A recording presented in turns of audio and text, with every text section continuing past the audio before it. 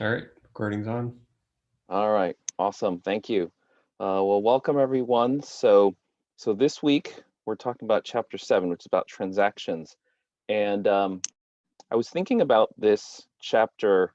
It's really talking about this idea, this concept, this abstraction of a transaction, and how having transactions at the lower level allows you as an application programmer, whatnot, to simplify your thinking, because there's all these use cases that you don't have to worry about, that they're taken care of for you by the transactions.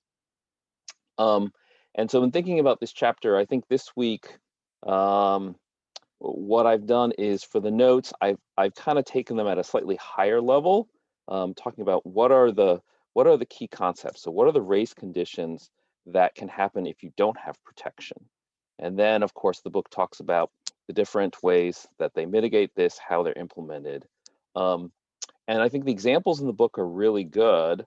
I didn't reproduce those in the notes, but so if people have questions, certainly I've got the book open. We can flip to. We can look at some of the examples, things like that. But so that's kind of how I was thinking about going through the discussion. Is just sort of a couple sort of um, prerequisite ideas, and then just kind of going through the different race conditions. So, but before I dive in, I just wanted to check. Did anybody read the chapter and have any particular questions? Any things in particular that you want to make sure that we hit on this week? All right. So feel free at any point just to shout out if you have any questions, or if there's anything you want to drill in deeper. And then if for whatever reason your microphone's not working, then I'll just ask Ryan to monitor the chat, since I don't know. I really love Zoom, but sometimes the popping up a chat window doesn't work very well while you're presenting. Okay, so the discussion of transactions, sort of, as I said, it starts about saying, hey, here's a set of guarantees that I'll mostly just call it a database from here on out. It doesn't necessarily have to literally be what we think of as a database, but any system that's storing data.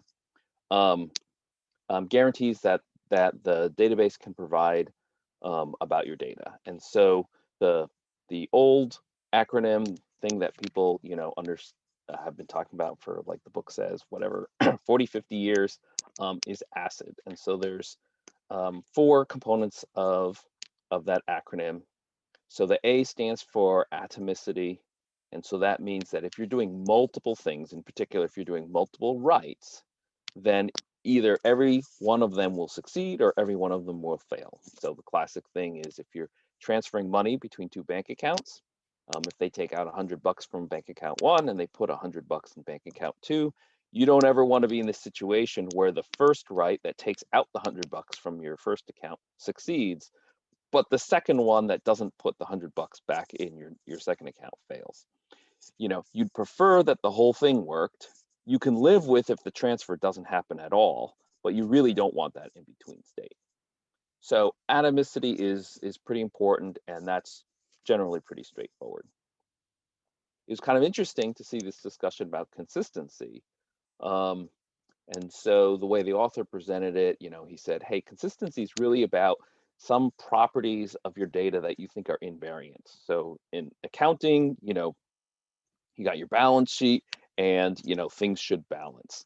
Um, and there's other kinds of properties that you could have. And basically what he said is that the database doesn't know about these properties. The database can't preserve these properties. It's really up to the application to create transactions, such as you're transferring money from one bank account to the other. I'm going to wrap those two steps inside a transaction. It's totally up to the application to decide what needs to be in a transaction. And so consistency is actually a property of the application. It's not a property of the database. And so C shouldn't really be part of ACID. It should just be AID. I thought that was pretty funny, since like I've been hearing about ACID for years and years. I guess it just made a better sounding acronym than AID. So isolation is if you've got some operations you're performing, is it going to act any differently with you being the only user on the system doing everything all by yourself versus other stuff is running at the same time? And in particular, overlapping with when you are doing your reads and you're doing writes. So as we'll see, the fullest level of not interfering with each other is going to be serializability. And so that's where you could take the things that happen, and even though many things overlapped in time, you could imagine a different timeline where if you did things one at a time serially, there's an ordering in which you could say, I got the exact same results doing it that way that I did in reality when things were overlapping and things happened. And so all these race conditions that we're talking about, that's when you get something that's different, where it's not possible to order different people's operations in a way that you get the result that you got. So the result is based on this concurrency, it's based on that level of instability. So pretty much the rest of this chapter is all about isolation. And then finally, I thought it was interesting that the chapter notes that durability, at a very simple level, we think of it like, oh, okay, so we wrote it to the disk, that was successful, so we say we're going to return success. It's done. It's durable. But technically, if you think about it, disks fail, RAID arrays fail. No matter what you have, you're never 100% safe. So there is always this extreme case where the application returns to you, hey, your write was successful, and then right after that, all heck breaks loose. And in fact, even though you received the acknowledgement that your write was successful, the data was actually lost. So it's, the more redundancy and all that stuff you have, the harder that is to happen, but nevertheless, it is possible. So that's the quick overview of, sorry, I'm just looking for one other thing I have in my notes. I'm trying to, oh, there it is, it's down here. Okay. So that's an overview of ACID and the different things we're going to talk about, primarily isolation. So any questions? Anybody have anything at this point? All right, so you guys are just chatting about the stock market or something? All right, there's a short section here that talks about just the relationship of multi-object operations and this idea of transactions in ACID. And basically, the gist of it is that when we talk about transactions, we're generally referring to multi-object things, like you do a write to the balance on bank account 1, and then there's a separate entry in your database that has the balance for account number 2, and so you're writing to 2 different objects. But he explains that if you think about it, there are other cases that sort of look similar to 2 different objects, even if they're not technically. So example would be if you're writing a large JSON document, it can actually take time, and on a disk, that document can span multiple blocks on a disk. So you could have a failure halfway through, and you really wouldn't want to have a situation such as, you have the first half of the new version of your JSON document, the second half of the old version of your JSON document, and basically it's just going to be a corrupted file. So you can think about some of these other things requiring this atomicity, not usually not as much requiring isolation, but some of these properties of ACID. So ultimately, the idea behind a transaction is because stuff's being abstracted away from you, it's that the operation will either happen in its entirety, or it will be anything that was done partially will be undone. So you can just think of it as it's all or nothing. And so that means that it's safe to retry if you get an error when you're doing something inside of a transaction. You don't have to worry about that. Like if you're incrementing things that they're just going to keep incrementing multiple times. No, it's either going to happen once or it's going to not happen at all. But I thought there was 2 interesting comments in this section. So I don't know if any of you do sort of full stack development, but a lot of people use these object relational mapping functions within their programming language. So Java, C++, if you've got classes that you've defined, those classes may not map to a single object, say in your relational database, a single table. So if you define, whatever car as a class, then you may have multiple things in there. You may have a table for the engine, for whatever, the body, the wheels, the whatnot. And so you're actually you're having to write to multiple tables. And so behind the scenes, you actually need this ORM layer to be smart about how it's handling transactions.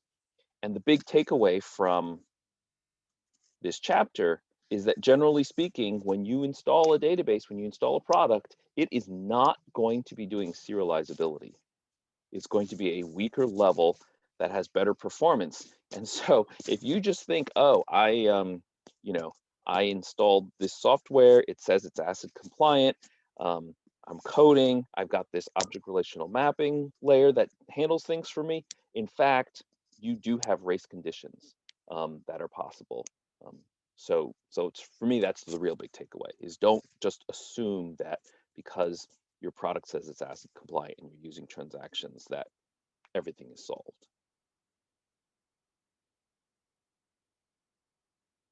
Okay, so then the rest of the chapter talks about weaker isolation levels, and the goal of these is to have better performance. Typically, better concurrency. It's not so much about response time, it's usually, about concurrency, which ultimately, if things get blocked, that does lead to response time, but that's the main issue. So in the notes, I sort of highlighted here with the red text and the yellow highlight, whenever we come across one of these 6 race conditions that are being explained in the text when we talk about the different isolation levels. So if you kind of want a quick reference, then you can see them here. And also at the very end of the chapter, the author does a nice job where he just recaps, here are the 6 different race conditions. Are people familiar with the term race conditions?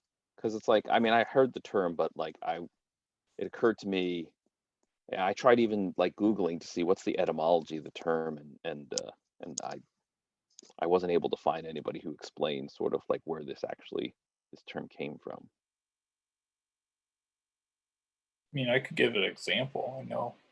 All right, yeah, would you, Keegan? Okay, sure. An example of a race condition. So let's say you had a e-commerce store, and you're buying a car, right? Or you're buying something on this e-commerce store. You send a select statement. You do an insert statement with SQL, but you, at the same time, you also want to view your order. And what could happen is that it views your order before the process was fully transferred. So the ordering of the SQL statements, the ordering of the transactions could be out of order. So you would essentially, it would say, oh, you didn't actually purchase this, but maybe like part of the SQL statement, like maybe the part with your bank, maybe money went out of your bank account, but it doesn't show up in the website. So the idea is that if it doesn't, the race conditions is when things are out of order and it sort of breaks stuff. Does that help? Yeah, thanks, Keegan. Yeah, so that example would be like my mother-in-law sometimes she'll come over for dinner and she'll say, oh, I was on some site and I was trying to buy something and I was getting these weird errors and I wasn't sure what was happening. So either I didn't get it or I bought 3 of them by accident or somewhere in between. Something like that. I think the term race condition might actually come not from like computer software, but like electronics. So if you imagine a circuit board and you've got different wires where your inputs are going into a certain part of the logic, the reality is, right, electricity doesn't travel through wires instantly.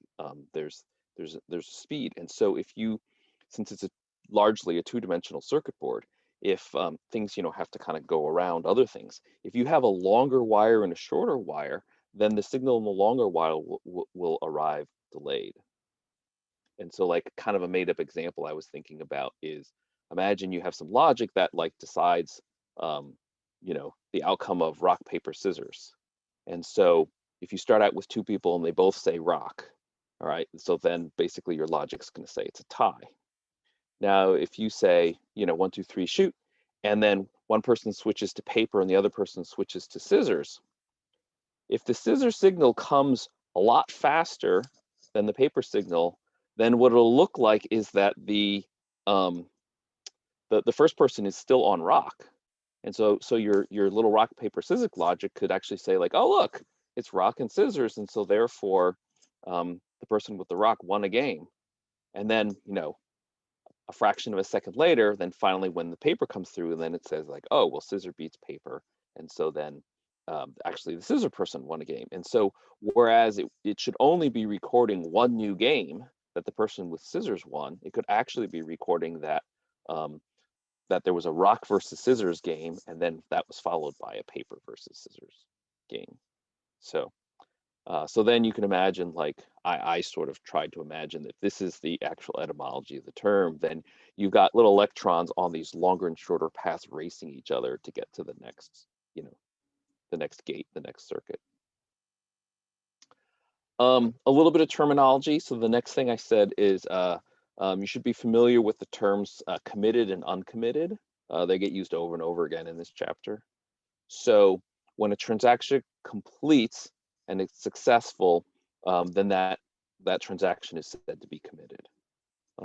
In the meantime, while the transaction is ongoing, then you talk about the writes that have happened as uncommitted. And so without getting to the implementation details, you have this funny idea that, you know, the bank account used to say $1,000 and now you're taking out 100, so it's supposed to be 900, but there's the possibility that the transaction will succeed, and that's fine, the 900 is permanent.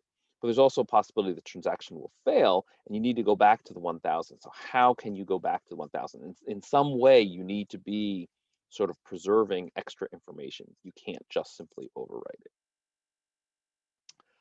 The other thing that's mentioned in this chapter is locks, and I kind of like double checked. I'm pretty sure the author doesn't explain locks at all, and so I don't know if I put two references in here, sort of a simple one from Wikipedia, and then sort of this deeper one I was able to find. So is everybody here familiar with locks? Does anybody want me to sort of explain this concept a little bit? Yes, please. Okay. I'm just going to use sort of the single node relational database. That's where I have a lot of experience as the way of explaining, but you can generalize it to other situations. So in a relational database, you can have a table. So you can have, let's say, on an e-commerce site, you have a table of products, a table of customers, a table of orders. And you're going to have a primary key. That's the key where you look up. So you have a customer ID. That's the key for your customers. You have an order ID. That's the key for. So in the simplistic scenario, basically, in parallel with all the data that you have in the system, you can have locking information that you're storing, which is metadata that's saying whether or not somebody is busy using a particular piece of information in your database. And based on what we do is we create different kinds of locks. And depending on the kind of lock, then what'll happen is before you will do a read or a write, you actually look to see if somebody else has a lock. And then you can set up the rules as to which operations will force you to wait and which ones will allow you to go ahead. So like a very simple scenario, which we're going to come up to, is you can say if somebody's going to write something, in order not to have two people stepping on each other, if you see that somebody's trying to write to bank account number 2, then you're not allowed to do the write. You have to basically wait until that lock gets taken away. And then once you see that lock's taken away, that means the other person's done. Now you can go ahead and do what you were going to do. Okay. And It gets a little bit more complex if you have like secondary indexes and other things, but essentially that you can just think of it as the database or the operating system at a low level is implementing this other mini database of metadata. And you can assume that those operations themselves have their own abstraction of atomicity and whatnot. And so that basically if two people request a write lock on bank account 2, the database or the operating system guarantees that it will never be the case that both of them get yes on that lock. It guarantees that only one of them will say, yes, you got a write lock on bank account 2, and the other one is told, nope, somebody else already has a lock on bank account 2. And so that's just taken care of by the system. And so what we'll see is that by having different kinds of locks and rules between how they interact, which ones block which other ones, then you can, if your locking system is relatively fast, then you can fairly quickly just look up and say, hey, is anybody using bank account 2? No, great. I want it, give me a lock. I'm gonna do my thing. And then when I'm done, I'm gonna say release that lock. So does that work? Anybody have any questions about locks? Yeah, that's fine. Thank you. Actually, I have a question about how all of the things that you just talked about are being reflected exactly in like a very popular kind of holiday shopping season, right? So how is this even related to that? Like if many people put their stuff into the cart, but not necessarily checking out right away, and how long the retailer will have to keep it at that point, and how do they also want to maximize the sales without making that just stay in the cart for too long? Yeah, so there's two separate issues here. So the one issue that I can speak to with a fair amount of confidence is if you have only 100 Tickle Me Elmo toys left, and you want to know how many people have that in their cart, whether even though they haven't actually finished their purchase yet, you would use the kinds of things talked about in this chapter. You would use locks to have a definitive, accurate number of people who have that toy in your shopping cart. Okay? There's this whole separate problem that says, if it's a really popular toy, how long are you going to let somebody hold it in their shopping cart and prevent somebody else from buying it? I don't know if anybody else on the call knows about sort of what sort of algorithms, what heuristics people use. I know I've seen like Ticketmaster, they're very explicit about it. They'll say, hey, we're holding these tickets in section 219 for you. You have 60 seconds left to complete your purchase, or we're returning it to the pool where other people could buy them. And they're very explicit about how long you have to finish buying, or else you're going to lose hold of them. So I don't know, does anybody else? It is something that is very situationally dependent. Like, as you said, in Ticketmaster, like they can really only sell one of those. Okay. Technically, the same thing happens in airlines. You're only selling one of those, but airlines get oversold all the time, right? So that in the system, they a lot of the time will, some of it's built in where you allow for extra sales to happen. Sometimes you kind of put in some of these guarantees where you're not allowing extra sales to happen. And so that's why I was like, it's really situational. I do think it's interesting that it's like a lot of the time people do play it loose. I think even on the sales engines, even with like say Amazon, they'll play it loose when they're like, oh, only 6 left in stock. Well, if 2 people happen to cart it and buy it at the same time, they're like, okay, we'll just give, like, we have another process for dealing with that, right? Like, it will be like, oh, we're so sorry, here's your money back plus some extra to make you happy. Like it's not a technical solution. And I think that happens a lot more than we actually think it does. The other thing is, like, sometimes you can let stuff sit in, like, they'll take the approach of being like, oh, we'll let it sit in the cart, but if that's not when we actually say we're actually committing to it, right? It's when you actually do your purchase that we're really committing to it. So we may have 5 of these. We let 1,000 people put it in their cart, but the first 5 people actually say, checkout are the ones we really follow up with, right? Everybody else, when they click on checkout, we'll be like, oh, sorry, your cart's changed. So. And I had a very recent experience of checking out for 2 decorative pillows, and for whatever reason, the transaction went through.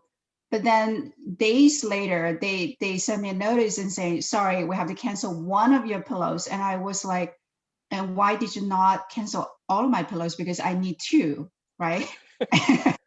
and now they literally send me 1 pillow. And that's the situation I was really confused about. Like, why did they not know when I check out that it's already not available? I guess there's a delay. Yeah. About airplane tickets. Or their business process just choose to send you products so they can make money rather than canceling your order, because it's a sale. Right, but you also need to think about customer satisfaction and how long it's going to make you money if the customer is not happy. Right. Yeah. Most companies if they're a good actually company, you should be able to tell them they did this to you, and hopefully they'll. Yeah. They're definitely willing to take the risk that they're going to be in some of these situations, and they think that they can satisfy the situation in a way that doesn't lose them too much business, right? And when you think about it, the number of times this actually comes down is actually pretty rare on a lot of cells, right? It's only like, okay, yes, the day after Christmas sales become a thing, Ticketmaster becomes a thing. So there's a lot of stuff focused on there, and even then, the compensation may just be adjusted. So it's like, oh, it's the day after Christmas, so offer them 2x back rather than only 1.5x back, right? Like there's a lot of stuff that just happens not in the actual technical realm, which is funny. Yeah. Right. Instead of solving it with the computer, just ask for forgiveness later. Yeah. Yeah. Right, so actually, my wife complains. Oh, sorry, Steve. My wife complains about this phenomenon all the time, and she doesn't blame the supermarket, but basically it's like, all right, we've been cooking for ourselves for almost a year now during this pandemic, kind of sick of everything. What are we gonna eat? What are we gonna eat, this week, right? Let's make this dish. Okay, I need to buy A, B, C, and D in order to make this dish. And so then when they're out of D, it's like, well, shoot, if they don't have D, I don't want A, B, and C anymore either. And we don't expect the supermarket to magically know this, but it's like really annoying, and so that's actually one of the reasons why I am not in any way advocating, but one of the reasons why she uses Instacart sometimes, even though it may be more expensive than some of the other options she has, is because then she actually will talk to a human being who will say, hey, you know what, they're out of Napa cabbage. It's like, well, the whole dish requires Napa cabbage, so then you know what, don't even bother getting me A, B, and C, and they'll be like, okay, yeah, I can do that. By the way, airplane tickets, they're oversold on purpose. It is built in. It is a feature. It is not a bug.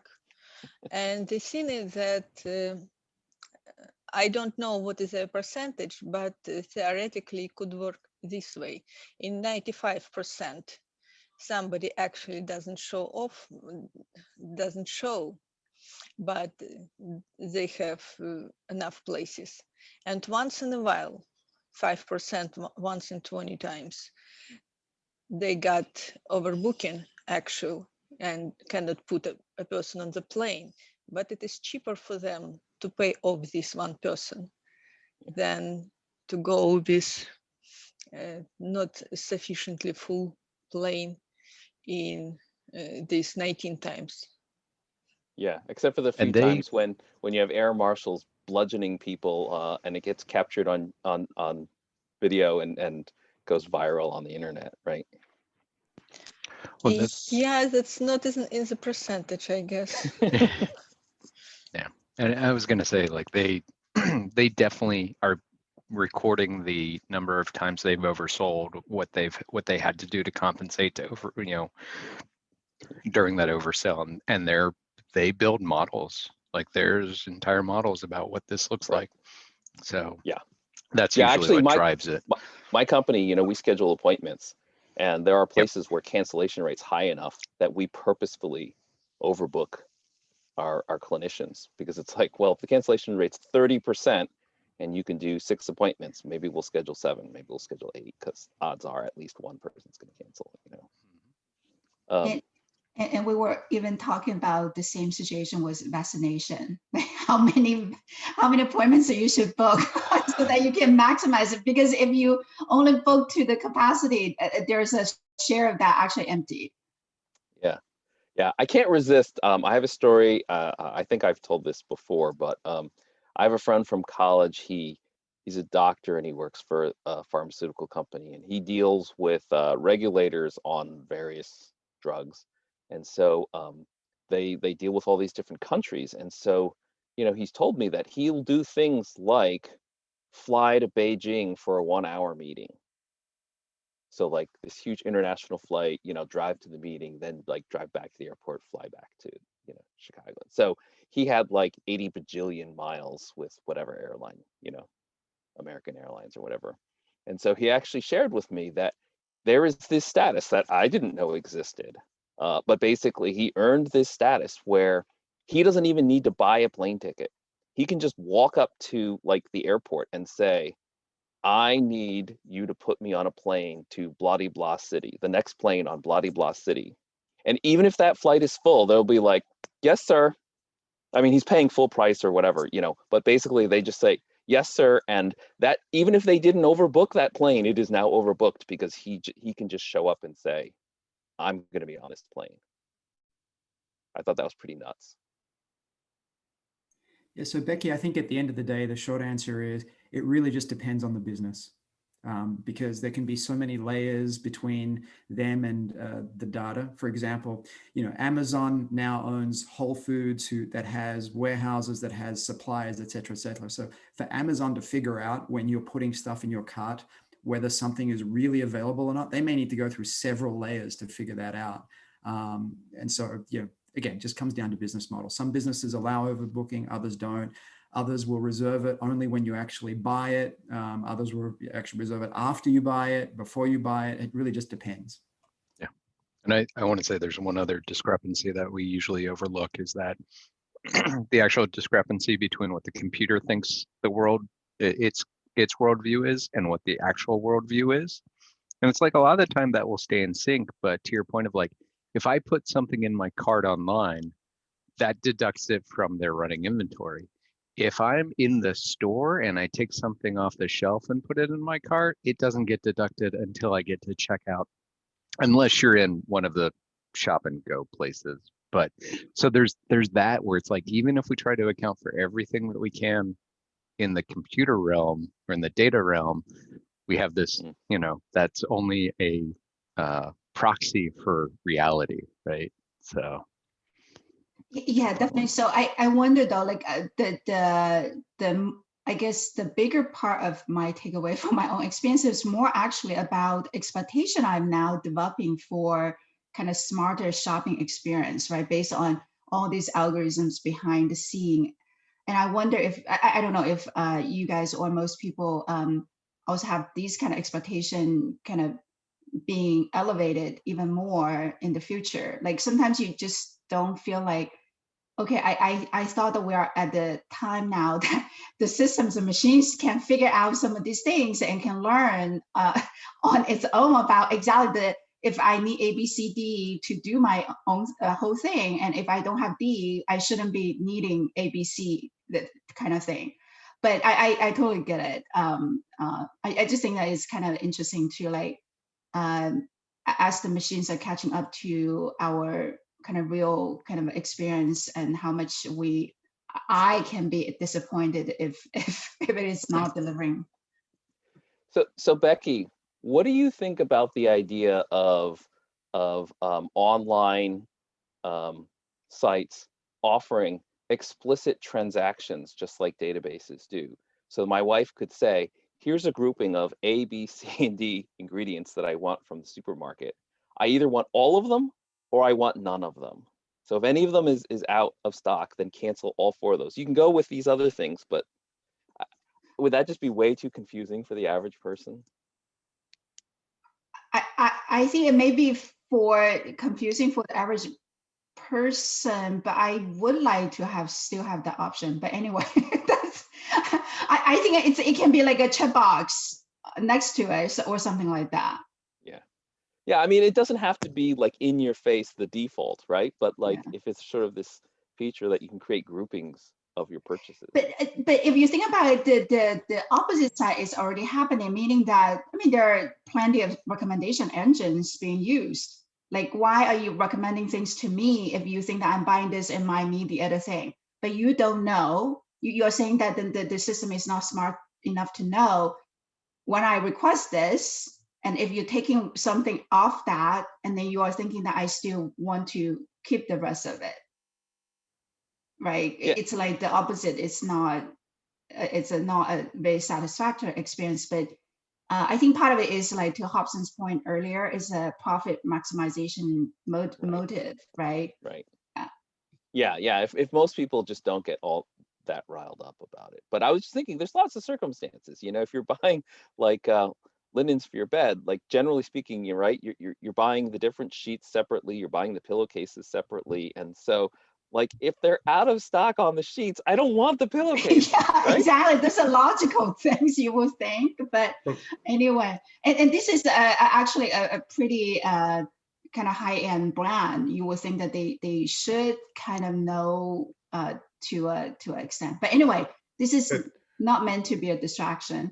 From the data science perspective, it's hard to estimate how many people are dissatisfied and never come back. It's hard to estimate what the cause is for customers that just don't come back, non-returning customers, because you have to wait years before you know that they didn't come back if people don't typically make a lot of purchases, and so people do, and so if a data scientist comes to their boss and says, I think these people aren't coming back because of X, because we're not reserving the product, he has a really high bar to get over, because there's a big expense in terms of all this data manipulation we're talking about, and indexing, and making sure your databases are up to date. And so it's a big expense in order to change your system to be more complicated, in order to try to make those reservations more, in order to eliminate perhaps someone who might have not come back if you had done it better. And I think, Becky, it is totally not a distraction. Your question is the in-person equivalent of transaction management. Like what Hobson's saying, like being able to handle all of that from the standpoint of like, oh, sometimes we look at transactions like, oh, I have this begin, I have a commit at the end, right? And then some things happen in the middle. But realistically, it's like, oh, maybe it's spread across 4 different systems or 10 different systems. And it's just like having to think about that from an application scale. Like this, it's a perfect parallel from the, oh, how do we as people think about, transactions? Yeah, but you're definitely getting me riled up. I'm thinking maybe I'll actually email people at Instacart and see if they would consider providing grouped items, grouped groceries, as effectively transactions, right, for advanced customers who actually want to say, only give me all of these ingredients or none of them. All right, so moving on, let's talk about some of the different phenomena, the race conditions that can happen and how people solve them. So the first one, the easiest one to solve, is called dirty writes.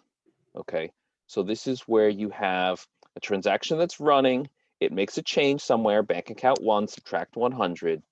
You're not allowed to then rechange the balance on bank account 1 until that first transaction has completed its transaction. Whether it committed or whether it rolled back, it has to finish everything. So basically, you are going to block. You are going to wait until whoever touched bank account 1, you're going to wait until they finish with everything that they're doing. It's not just waiting till they're finished with bank account 1, it's finished with everything that they're doing in their transaction. So this isn't really mentioned in the book. There's just a footnote. That's the only place where it appears. But so this is commonly called read uncommitted amongst vendors. And the implementation is pretty straightforward. So I gave this introduction to what locks are. And so you have a special type of lock here that's an exclusive write lock. And only one person is allowed to hold a write lock for any particular key at a time. So as soon as the first transaction starts and it's going to subtract 100 from bank account 1, it puts an exclusive lock on bank account 1, and then it goes and subtracts the $100. And then at that point, it holds onto that lock. It does not release it. It holds onto it, and it does all the other things. And so it may grab more locks as it's writing other things and doing other things. And however long it takes, it holds all these locks. Then at the very end, if the transaction commits, then all the locks are released. If the transaction fails and it aborts, then everything's rolled back and all the locks release. So that's how it's implemented. And I just wanted to comment that I actually use read uncommitted a lot because I'm mostly doing analytic workloads. And so, for example, if I have a database, a data warehouse server that I think almost all of the updates to it happen overnight, then when I'm running my queries during the day, I don't actually expect there to be any write activity happening. And so basically, you know, what I can do is I can tell you know, my query, I'm doing a bunch of selects. Just don't worry about locks. Just pull the data as fast as you can. I'm not worried about, you know, potential race conditions because generally speaking, nobody's writing to this data. It's the middle of the day. It's all read only. So I thought that was, at least for me, that's something where, you know, we run our, you know, we run standard queries where we basically say don't use locks. Any questions? Okay, so dirty writes is usually, you know, pretty straightforward to understand. Dirty reads, a little bit more complicated, but not too difficult to understand. So basically, this is the idea that somebody else, another transaction, can be reading and they can end up with a partial subset of your information. So the information in the book is, with the bank account example, if you read that bank account 1 has $100 less, but you don't actually get the part where bank account 2 has $100 more, then you might think that the total of all your bank accounts is less than it used to be because it got half the transaction, not the other half.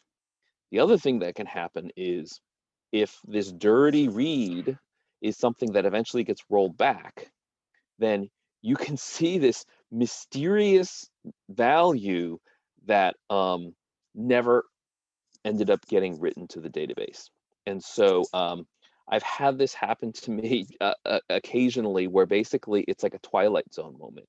You know, it's like you go and you look at the database and it says something. It says like, you know, Becky bought, you know, a new pillow.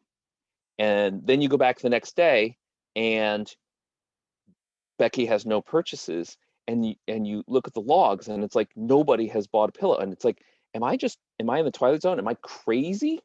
But the issue is that if you have a dirty read, then basically you can see something, and if that errored and it rolled back, then it's not going to appear anywhere. It's not going to appear in the data. It's not going to appear in any of your logs, even if you have audit trails and everything. It's just, and so so that's why, generally speaking, all databases are going to at least enforce read committed, and read committed will prevent dirty writes and it will prevent dirty reads. So in terms of the implementation, it's kind of this funky thing. I had to think about it a little bit. You can use locks to implement it, but there's a lot of reading of data that happens in databases. Sometimes you don't have a lot of writing, but there's almost always a lot of reading that happens in databases. And so if you use read locks, what you need to do is, before you read any piece of data, you need to ask for a shared read lock. And what happens there is if somebody else has written to it, if they have one of those exclusive write locks, then you have to wait. If other people are reading it, no problem. You can also simultaneously be reading it. And so then once you've read the data, you don't have to wait till the end of the transaction. As soon as you're done reading it, you let go of that lock.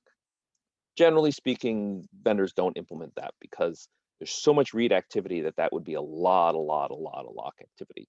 So instead, what they do is this implementation where only one person can be writing something at a time, because once you get an exclusive lock, you're the only person. And so if only one person can be writing a particular record at a time, that means that there can be at most two values, the before and the after.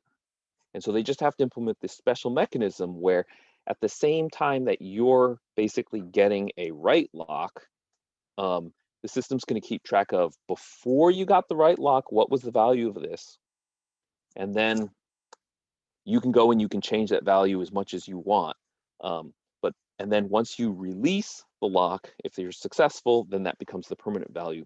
But in the meantime, anyone who's doing a read sees the value from before you obtain that write lock. So it's kind of this clever thing where basically you don't need multiple rows, you just need one extra value per item.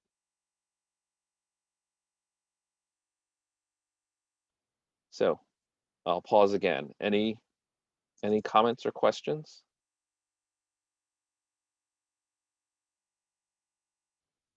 All right, so I've done a ton of stuff with Microsoft SQL Server.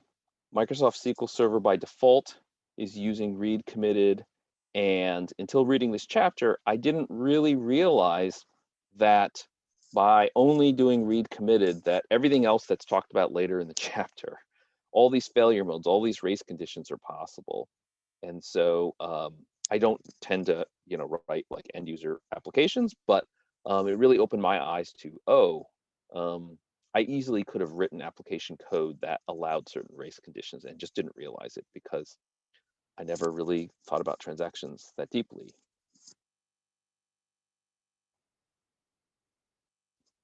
So then the next isolation level up, it's a little bit harder to implement, but provides a little bit more guarantee, is snapshot isolation.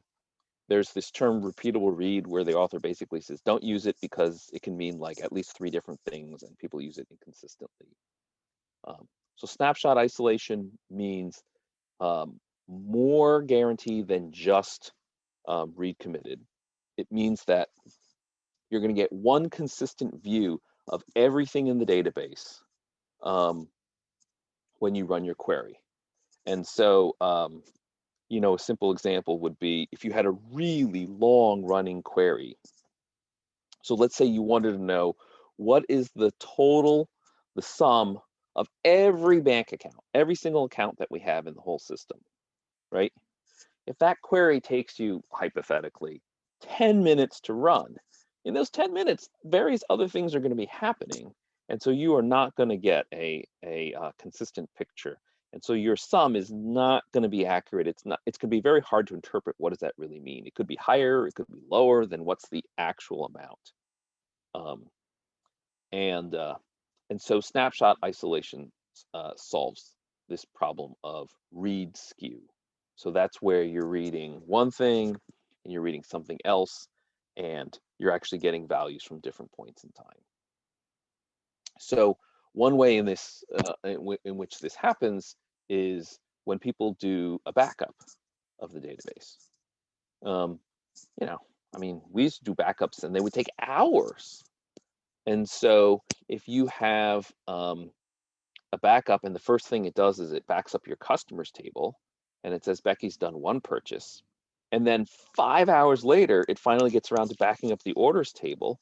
And there are 2 orders for Becky because in the intervening 5 hours, Becky bought something.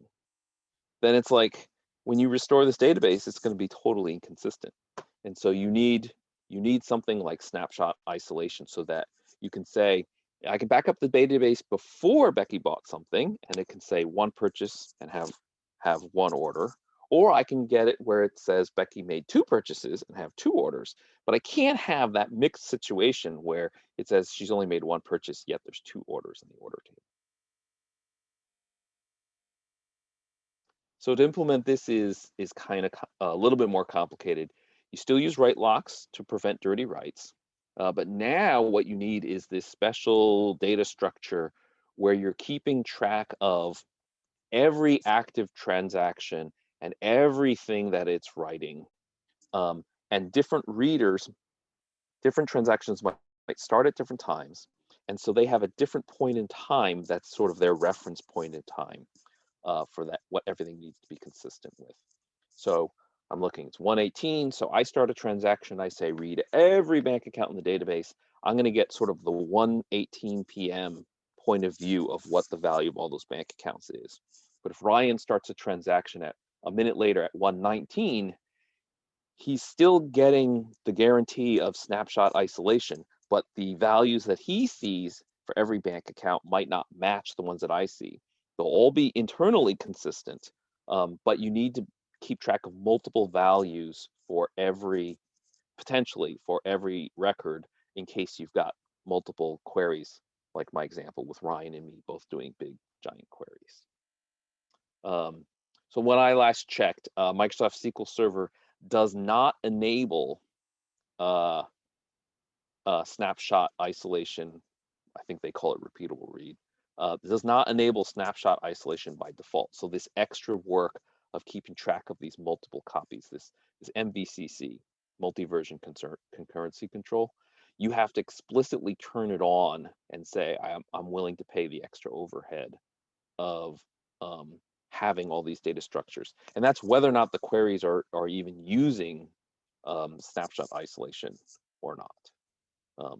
But if you say, yes, sometimes I might be using it, then you have to turn it on for the database and it'll create all these extra data structures. So Ted, I have a question there, specifically to SQL Server, because I didn't realize that. But so if you don't turn it on explicitly, does that mean that the backup that you do of SQL Server may be inconsistent? That's a really good question. So by the way, if you try and run a query and you say, I want to use snapshot isolation, it'll say snapshot isolation error, snapshot isolation is not turned on for this database.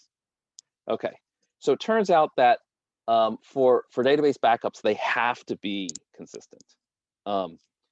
So SQL Server uses a trick, which is that normally if I run a query at 1:18, then I say, I want a consistent view of what all the data was at 1:18, right? What Microsoft does for backups, and I haven't kept track, so it's possible the latest versions do something slightly different. What they do is they do this big old read of everything, okay, and things could be inconsistent because it's getting a later value of stuff that got copied later in the backup and an earlier value of things that got copied earlier. But they're taking advantage of this phenomenon that the backup itself might take 10 hours, but the amount of activity that happens in 10 hours is actually relatively small. So what they do is they back up all the data, even though it's inconsistent, and then they make a backup of the transaction log, the write-ahead log, of all the activity that happened. And so they say when you do a restore, what you have to do is you have to restore the raw data, which is inconsistent. And then you have to replay all the transactions that happened during the 10 hours of backupping. And theoretically, there's some sort of safeguard thing where if it took you 5 minutes to actually copy the transaction log, it's also then copying the 5 minutes of activity. And fairly quickly enough, you get smaller and smaller chunks so that basically it's able to copy the last bit of transaction log without, a lot of activity happening in the background while it's doing that. Got it. Thank you. Okay. Did that actually make sense? Yeah, it does. Thank you. Yeah. So I thought that was kind of clever. So if you do replication, it has to do snapshot copies and backups. It uses the same trick where instead of the point in time at the beginning of the backup, it's actually giving you a consistent snapshot of what was the point the data looked like at the end of the backup running.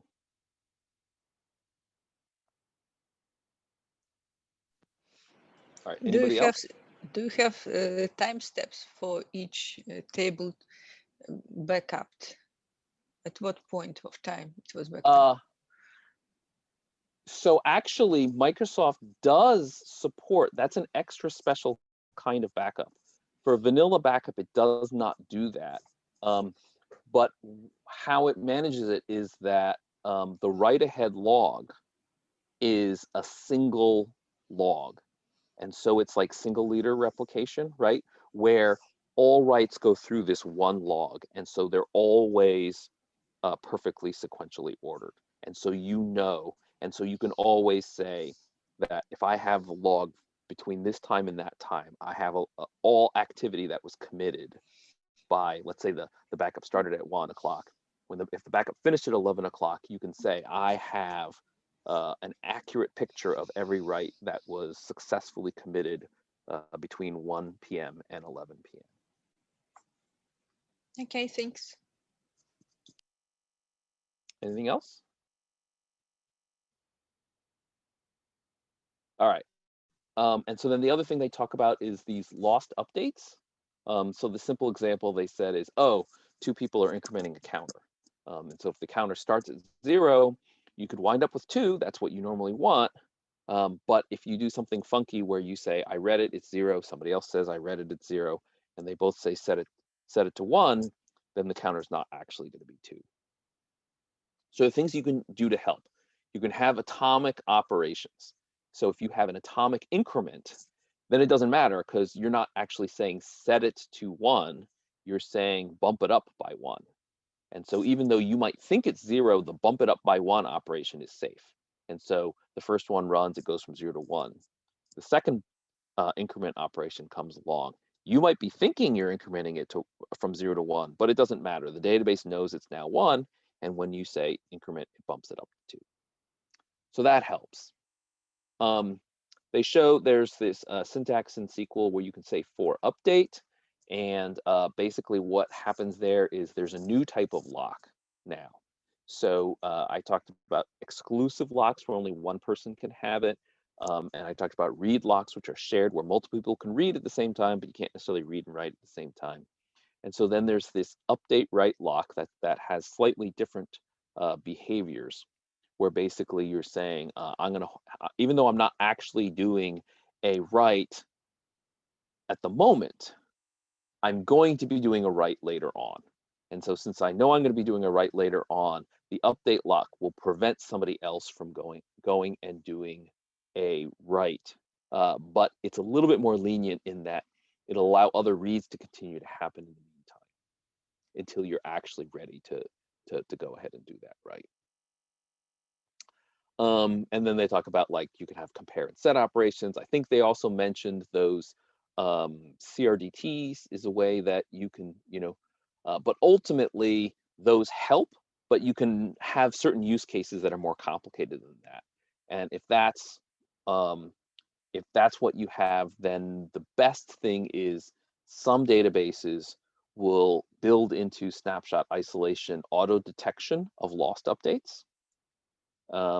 And so if you have that, you can turn that feature on.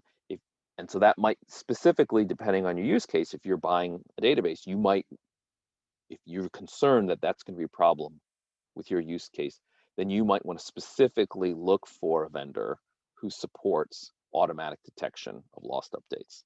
Otherwise, other than going to full serialized, you're going to, if you don't build it in with something like these atomic write operations or whatever, just merely using transactions will not guarantee avoidance of lost updates.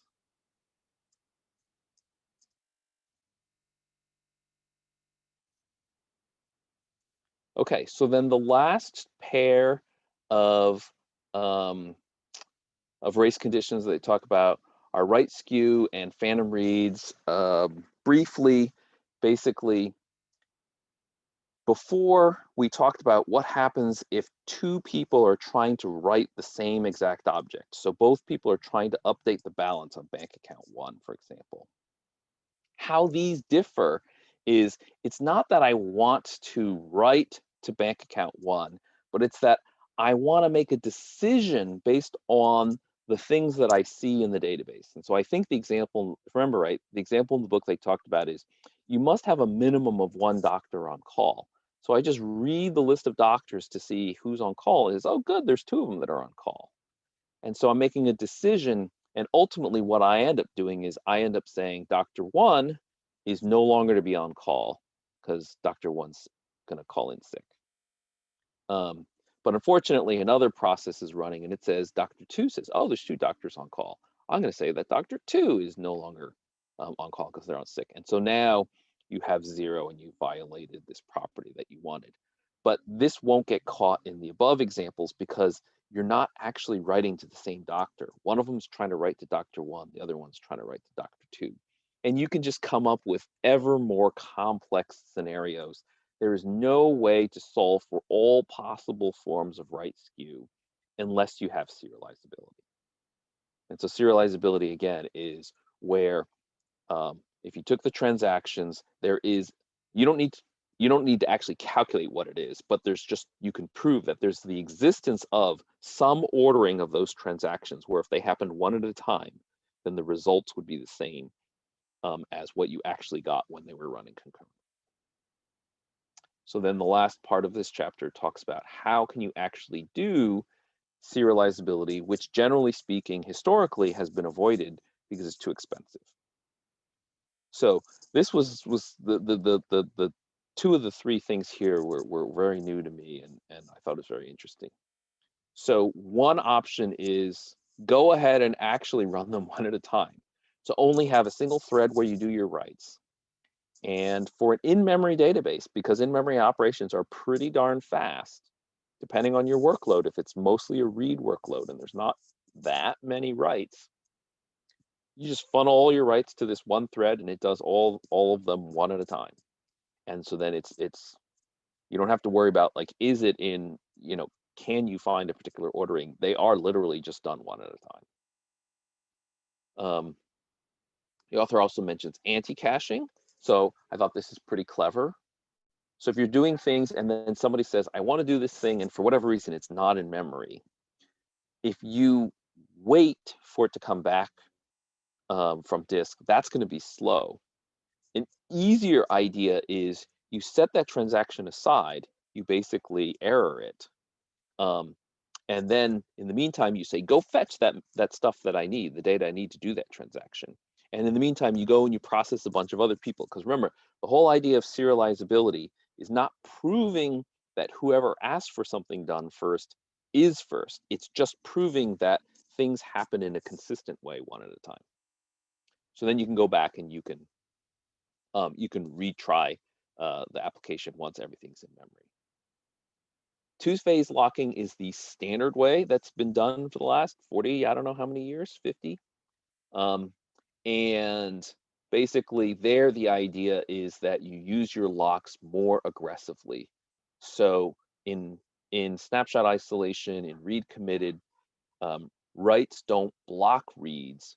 Reads see a different version of reality. In 2-phase locking, writes fully block reads. So that means that if there is write activity going on, nobody else can either read or write the same thing that you're looking at. And so if you're Twitter and somebody's looking at some super popular person, you can't afford to have it where nobody else can read the information about somebody who has, 30 million followers. That's just untenable. So that's why full 2-phase locking and full serializability is not the default. It is not commonly used by people. And then this last section is serializable snapshot isolation. So really kind of cool. So optimistic concurrency. So instead of preventing problems, the guarantee it provides is I will be able to detect if there's a problem. And since these are transactions, you can always just safely redo the transaction if I detected a problem.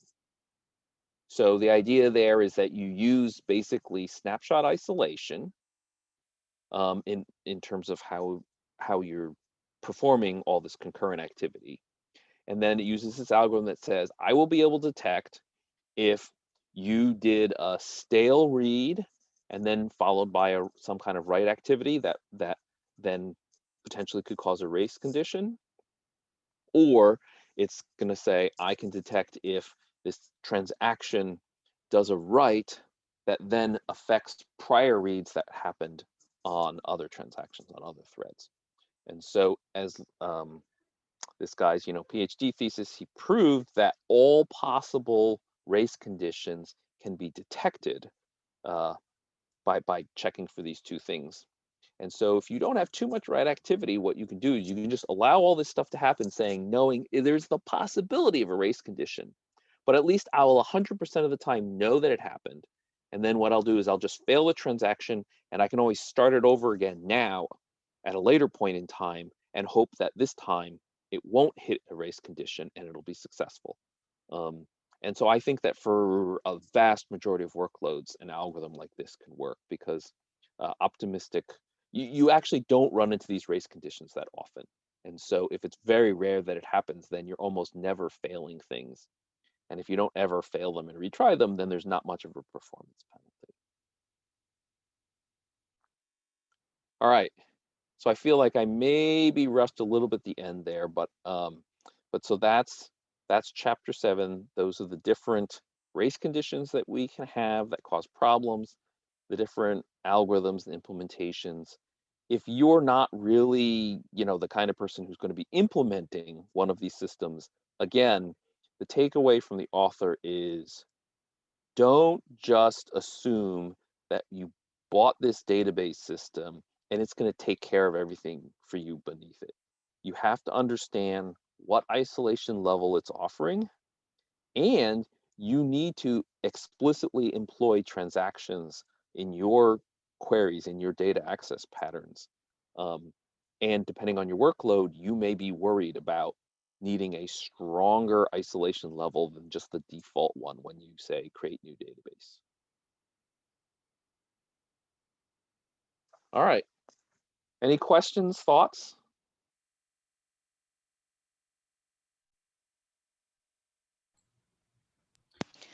Just a thought that SQL looked much more reliable before this book.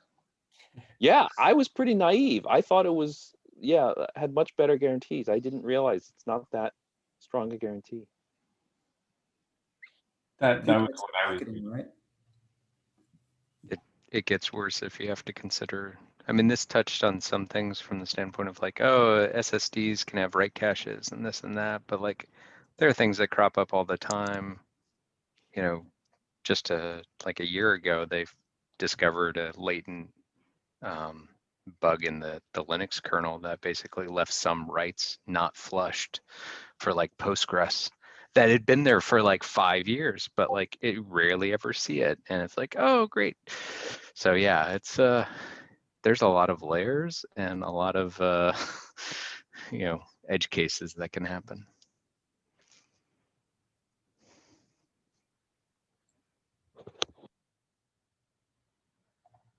Yeah, I will add that having used Microsoft SQL Server for a long period of time, there was a point where we ran into a problem where we were getting incorrect results in one of our reports.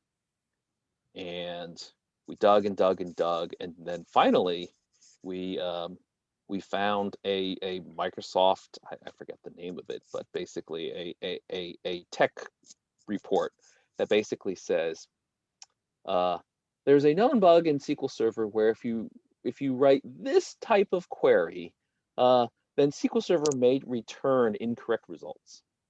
And I was like, whoa, like I know that there's like performance issues and there's other things that people complain about, but I didn't know that there were known bugs where it's just flat out returning incorrect answers.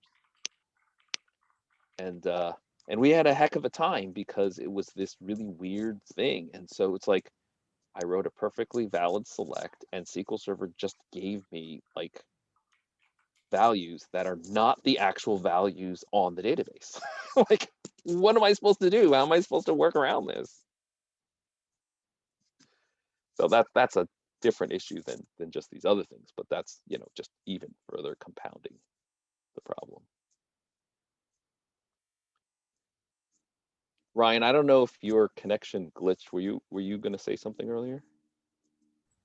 I was just going to mention the same thing as everyone else, is it seems like these databases have been around for a long time, and it seems like based on what we've heard from this book, there's still techniques being developed that are kind of closing some glaring issues with some of these systems. It's kind of impressive that people have been able to kind of manage along with all of this stuff, given that it seems like not all of this is entirely built in necessarily. Yeah, I mean, it's pretty weird, you know, like they gave that example of two people try to buy a car and it says Sally got the car, but Bob got the invoice or whatever. It's possible that for years people have been writing applications, and once in a blue moon that happens, and then, you know, a report goes in, some poor developer's like, I don't know, things look okay, and they try and reproduce it. They can't reproduce it, and probably that bug just goes down forever as wasn't able to reproduce. Yeah, it was just too rare. It was too rare, and so nobody ever figured out that it was actually because your database was recommitted and didn't actually like prevent this race condition that you didn't think was going to ever happen. Yeah. Yeah, and that's on top of the fact that, you know, I come from like a relational database world. Some of these NoSQL databases, they don't even claim to have these protections, you know? So they say, oh, we're doing, you know, replication, and if a write errors, then some of the replicas that got that partial write before it errored out, we don't undo it. We don't roll it back. Just hope that's not a problem. Wow.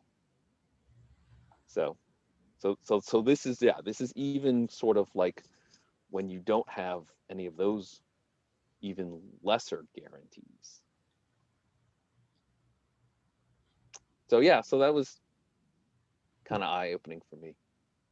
It's good to know. And again, yeah, you probably need to know this in and out if you're going to actually like work on, you know, work for building one of these products. But I think there's a really good buyer beware message for people who are even just buying a product, or fine, you know, we have Oracle, I have a database, what configuration settings do I need to turn on? And if I don't turn them on, then what extra hoops do I need to jump through to try to minimize these weird things that can happen if we actually are fortunate enough to have lots of customers, lots of concurrency.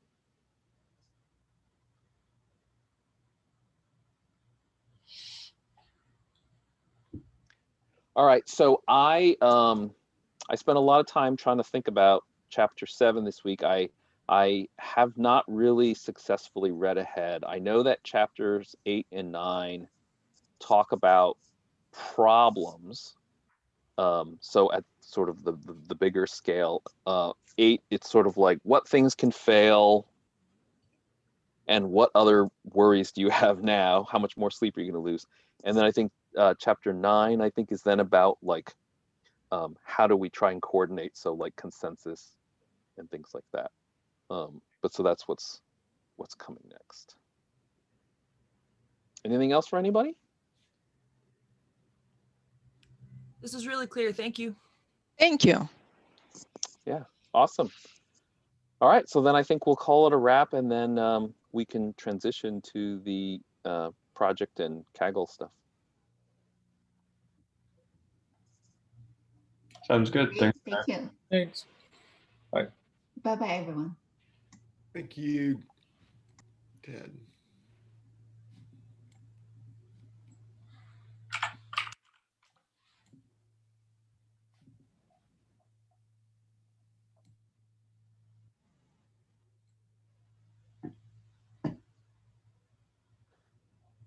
All right, so you can stop the recording, Ryan. I don't know if you